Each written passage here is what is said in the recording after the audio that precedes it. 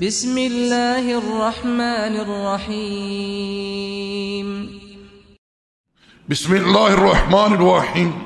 برادران اسلام، اگر کوئی انسان اپنے دل کی سلامتی چاہتا ہے تو وہ 5 کام کر لے۔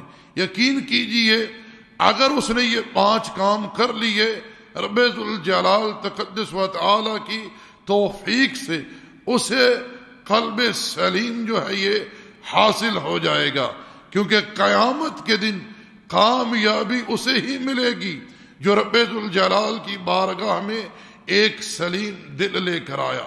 جیسا کہ رب ذوالجلال نے قرآن میں ارشاد فرمایا الا من اتى اللہ بقلب سلیم، جو رب ذوالجلال کی بارگاہ میں سلیم دل لے کر آیا، وجاء بقلب منیب، اور منیب دل لے کر آیا جو دل رب کی بارگاہ میں رجوع کرنے والا ہے، اللہ تعالیٰ کی بارگاہ میں توبہ کرنے والا ہے۔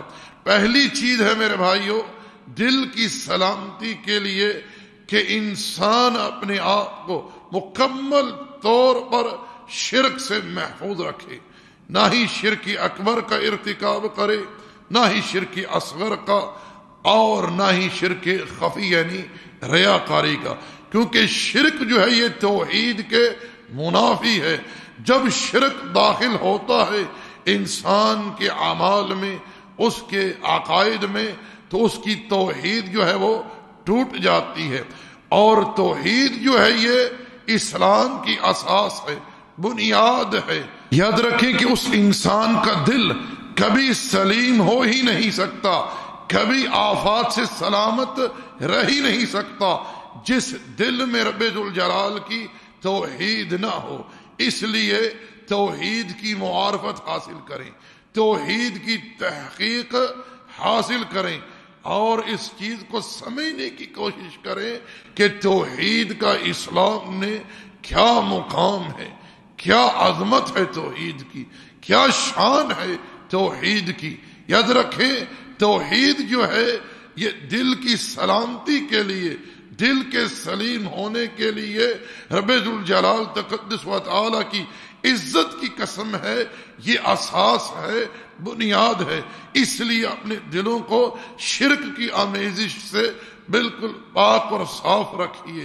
رب ذوالجلال تقدس و تعالی نے ایک مقام پر ارشاد فرمایا الذین آمنوا ولم یلبسوا ایمانہم بظلم اولئک لہم الامن وہم مہتدون، جو لوگ ایمان لائے، ایمان لانے کے بعد انہوں نے اپنے ایمان کو ظلم میں ملوث نہ کیا، ایسے ہی لوگوں کے لیے کیا ہے؟ امن ہے، اور یہی لوگ ہدایت یافتہ ہیں۔ آپ لوگ جانتے ہیں کہ قرآن میں ظلم عظیم کسے کہا گیا ہے؟ قرآن خود اپنی تفسیر کر کے ہمیں یہ بات بتلا رہا ہے کہ ظلم عظیم کیا ہے، اور نبی علیہ السلام قرآن سے قرآن کی تفسیر کر کے ہمیں بتلا رہے ہیں کہ ظلم عظیم کیا ہے۔ جیسا کہ ارشاد ہے ان الشرک لظلم عظیم، یہ شرک بہت بڑا ظلم ہے۔ اس لیے اگر سلامتی چاہتے ہیں، امن چاہتے ہیں، تحفظ چاہتے ہیں، تو اپنے دلوں کو شرک کی آمیزش سے بالکل پاک صاف شفاف رکھیے۔ اسی طرح دوسری چیز ہے دل کی سلامتی کے لیے میرے بھائیوں کہ ہمارے دلوں میں بدعات کا داخلہ نہ ہو، کیونکہ بدعت جو ہے یہ سنت کی ضد ہے، سنت کے منافی ہے۔ جہاں بدعات داخل ہوتی ہے وہاں سے رب ذوالجلال تقدس و تعالی سنت کے نور کو سلب کر لیتا ہے۔ اسی لیے تو رسول اللہ صلی اللہ علیہ وسلم کا ارشاد ہے جب کوئی قوم بدعت ایجاد کرتی ہے رب ذوالجلال تقدس و تعالی وہاں سے سنت اٹھا لیتا ہے، کیونکہ بدعتی جو ہوتے ہیں وہ سنت سے محروم ہو جاتے ہیں۔ اور میں یہاں بتلانا چاہوں گا کہ نبی علیہ السلام کی جو سنت ہے، آپ کی جو اتباع ہے، یہ رب ذوالجلال تقدس و تعالی کی محبت کا موجب ہے۔ رب کی ولایت کے لیے بنیادی اساسی شرط ہے۔ کوئی بندہ اللہ کی محبت کو پا ہی نہیں سکتا، کوئی بندہ اللہ کا ولی بن ہی نہیں سکتا، کسی انسان کا دل سلیم ہو ہی نہیں سکتا، سلامت رہ ہی نہیں سکتا۔ رب ذوالجلال کی قسم ہے جب تک کہ وہ نبی علیہ السلام کی اتباع نہ کرے اور بدعات خرافات ان چیزوں سے اپنے آپ کو محفوظ نہ رکھے۔ اس لیے کوشش کیجئے کہ اپنے دلوں کو بدعات کی غلاظت سے پاک رکھیے، کیونکہ رسول اللہ صلی اللہ علیہ وسلم کا ارشاد ہے من احدث فی امرنا هذا ما ليس منه وهو رد، کہ کوئی انسان ایسا عمل کرے جو ہماری تعلیمات سے ہٹ کر ہے، اس کا وہ عمل مردود ہے، وہ عند اللہ شرف قبولیت پا ہی نہیں سکتا۔ نبی محترم صلی اللہ علیہ وسلم کا ارشاد ہے کل بدعت ضلالہ وکل ضلالۃ فی النار، ہر بدعت گمراہی ہے اور ہر گمراہی کا ٹھکانہ جہنم کی آگ ہے۔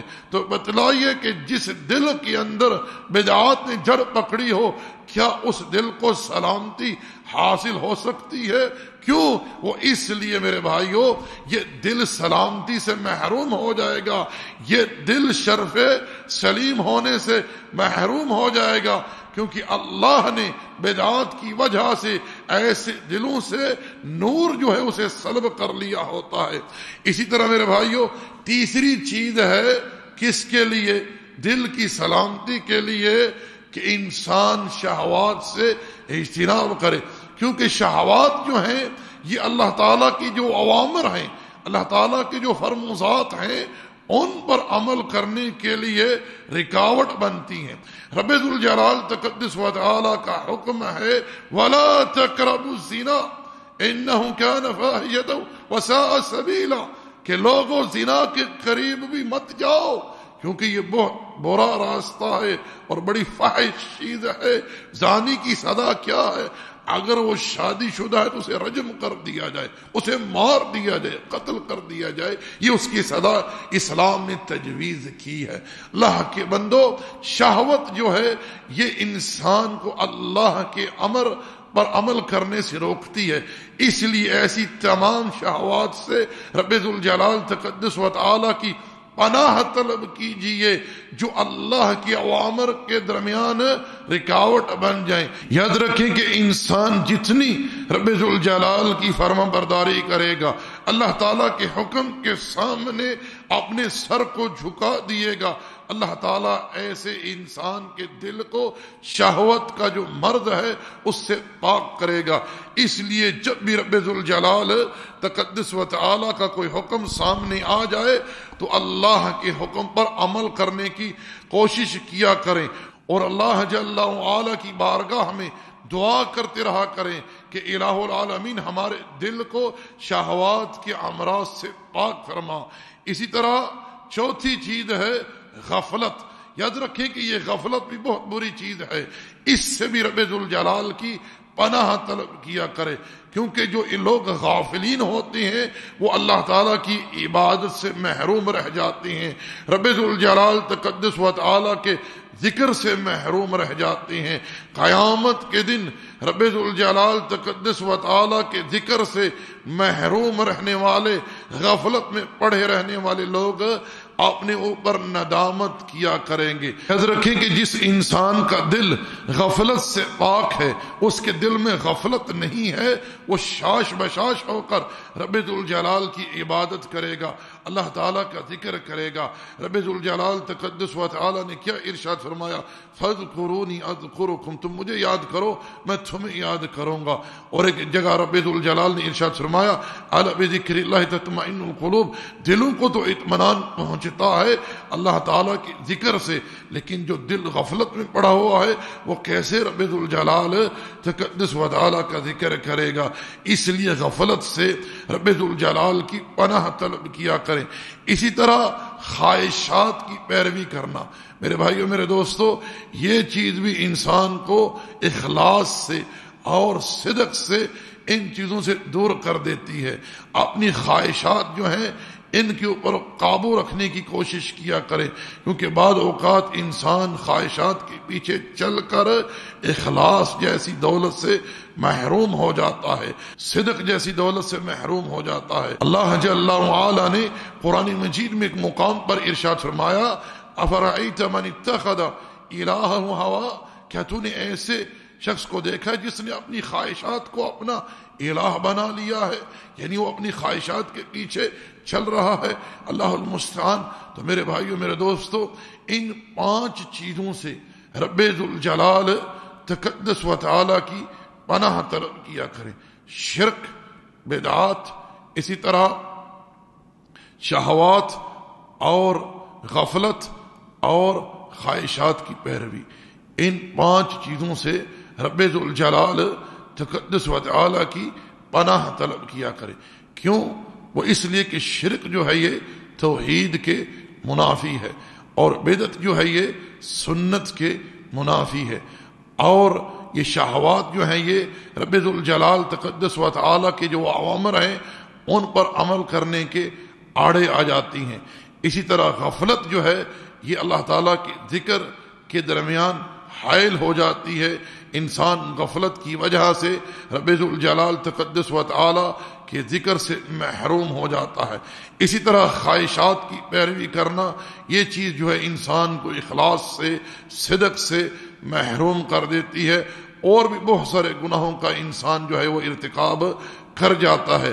یاد رکھیں کہ اگر ہم لوگوں نے ان 5 چیزوں سے اپنے دل کو محفوظ رکھا، ان 5 چیزوں سے ہمارا دل سلامت رہا، تو ہمیں ان کے مقابلے میں کیا حاصل ہوگا؟ شرک کی جگہ توحید کا نور، بدعت کی جگہ سنت کی روشنی، اسی طرح شہوات کی جگہ اوامر کی اتباع، اسی طرح غفلت کی جگہ رب ذوالجلال تقدس و تعالی کے ذکر کی سعادت، اور خواہشات کی پیروی کی جگہ اخلاص اور صدق جو ہے ہمیں حاصل ہوگا۔ اللہ تقدس و تعالی سے عافیت کا سوال ہے، رب ذوالجلال تقدس و تعالی کی بارگاہ میں دعا ہے، التجا ہے کہ الہ العالمین تیری رحمت بڑی وسیع ہے، الہ العالمین ہمارے دلوں کو شرک کی آمیزش سے پاک کر، بدعات کی آمیزش سے پاک کر، الہ العالمین ہمارے دلوں کو شہوات کی امراض سے محفوظ رکھ، الہ العالمین ہمارے دلوں کو غفلت سے پاک رکھ، الہ العالمین ہمارے دلوں کو خواہشات کی پیروی سے بچا کر رکھ، الہ العالمین ہمیں توحید کا نور، سنت کا نور، الہ العالمین ہمیں اپنی فرما برداری کرنے کی سعادت، اپنے ذکر کی سعادت، اور ہمیں صدق اور اخلاص کی دولت سے مالا مال فرما۔ وما علینا الا البلاغ، وصلی اللہ علی نبینا محمد وعلی آلہ وصحبہ اجمعین۔